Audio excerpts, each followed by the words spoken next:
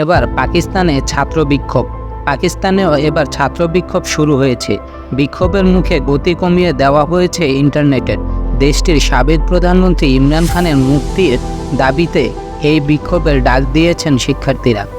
আগামী 30 আগস্টের মধ্যে সাবেক প্রধানমন্ত্রী ইমরান খানের মুক্তির দাবিতে সরকার পতনের আলটিমেটাম দিয়েছে পাকিস্তান স্টুডেন্টস ফেডারেশন। ছাত্র সংগঠনটি বলেছে তারা দেশে সত্যিকারের গণতন্ত্র পুনরুদ্ধারের জন্য এ আন্দোলন শুরু করেছে। 30 আগস্টের মধ্যে দাবি পূরণ না হলে গণ অভ্যুত্থানের জন্য সারা পাকিস্তানে বিক্ষোভ শুরু হবে।